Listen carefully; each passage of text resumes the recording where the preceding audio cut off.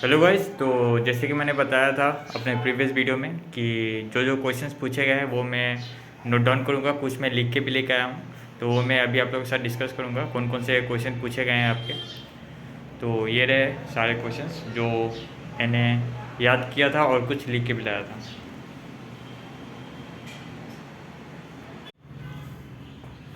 तो ये all India का था, जूनियर असिस्टेंट का। ठीक है, पहले तो 3 सेक्शन है इसमें, सेक्शन ए, सेक्शन बी और सेक्शन सी। तो सबसे पहले सेक्शन ए खुलेगा जिसमें आपको 20 क्वेश्चंस मिलेंगे।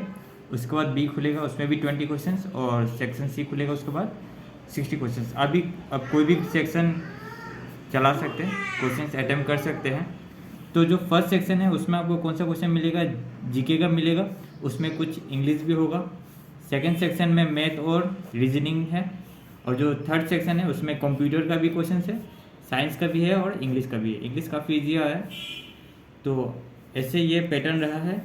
और जो क्वेश्चन पूछे गए वो है, पहला जो क्वेश्चन है डैम विथ रिवर।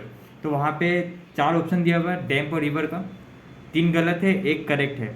तो जो करेक्ट है उसको फाइंड करना था पहला क्वेश्चन में।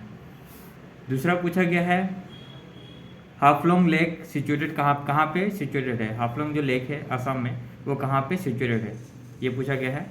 तीसरा जो पूछा गया है वो है यूनाइटेड नेशन कितने कंट्रीज को रिकॉग्नाइज करता है। यूनाइटेड नेशन कितने कंट्रीज को रिकॉग्नाइज करता है। चौथा जो पूछा गया है वो है एपीजे अब्दुल कलाम का एक बुक दिया था, 3-4 बुक का नाम था, उसमें से पूछा गया कि एपीजे अब्दुल कलाम का बुक कौन सा है इसमें।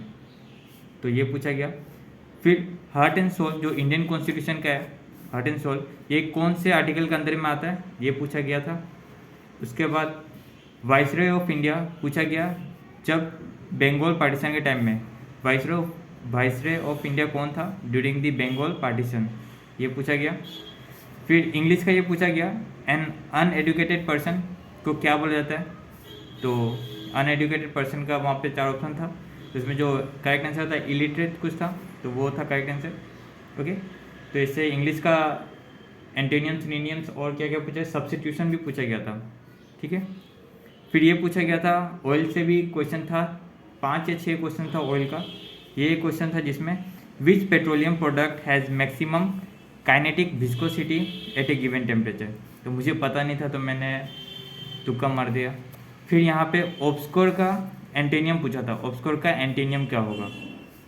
फिर एक और पूछा गया था ऑयल से ही, R&D centre of oil India is recognised by the department of, R&D centre of oil India is recognised by the department of, ये पूछा गया था। ये फिर पूछे गए थे, ये सेक्शन ए में पूछा गया था शायद। और उसके बाद मैथ में जो पूछा गया, ये पूछा गया 920 टाइम दिया गया था, उसको डिग्री में कितना होगा ये कन्वर्ट करके बताना था।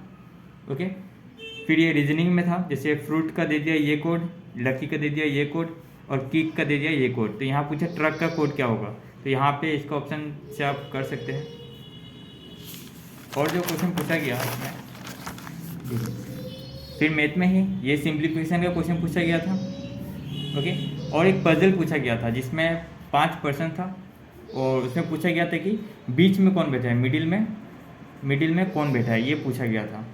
ओके, तो पजल से भी एक क्वेश्चन आया था। फिर ये पूछा था काव एंड काफ, काव काफ बटरफ्लाई क्या, ये एसएससी टाइप रेलवे टाइप का पैटर्न है, ये सब तो इस टाइप का भी क्वेश्चन पूछा गया था रीजनिंग में। फिर ये आया था मैथ में x/y/z का वैल्यू अगर 8:6:7 है तो y/z/z/x/x/y क्या होगा, इसका निकालना था। ओके, फिर ये पूछा था 33:136 तो 16 कितना होगा, ये सब मैथ और रीजनिंग के सेक्शन में थे, सेक्शन बी में। फिर ये पूछा गया था एस और जी का रेशियो दिया गया था 5:7। ठीक है, और सीता माइनस गीता कितना था, सीता माइनस गीता गया था 15, तो सीता का एज यहाँ पे पूछा गया था। नेक्स्ट जो क्वेश्चन था वो था रेशियो ऑफ 2 नंबर का रेशियो दे दिया था 2:7, उसका HCF दे दिया था 13, तो इसका LCM फाइंड करना था। फिर ये था 0.625 को फ्रैक्शन में कन्वर्ट करना था, काफ़ी सिंपल था। ओके, उसके बाद था कौन दिया हुआ था, कौन का टोटल सरफेस एरिया निकालना था, कौन का टोटल सरफेस एरिया निकालना था, उसका रेडियस दिया हुआ था इतना और स्लैंट हाइट दिया हुआ था 0.27 मीटर में, रेडियस था 21 सेंटीमीटर और स्लैंट हाइट था 0.27 मीटर, तो इसका टोटल सरफेस एरिया निकालना था। फिर ये डिक्शनरी का क्वेश्चन था, जैसे कि चार वर्ड दिया हुआ था, पूछा था कि डिक्शनरी में पहले कौन आएगा, ऐसा क्वेश्चन एक दिया हुआ था। फिर ये दिया हुआ था प्रॉफिट एंड लॉस है कि CP of 19 is equal to CP of 19 book is equal to cost price of 22 pencil, ऐसे कुछ था। ये था exact question, CP of 19 equal to SP of 22। तो यहाँ पे लॉस या गेन परसेंट निकालना था।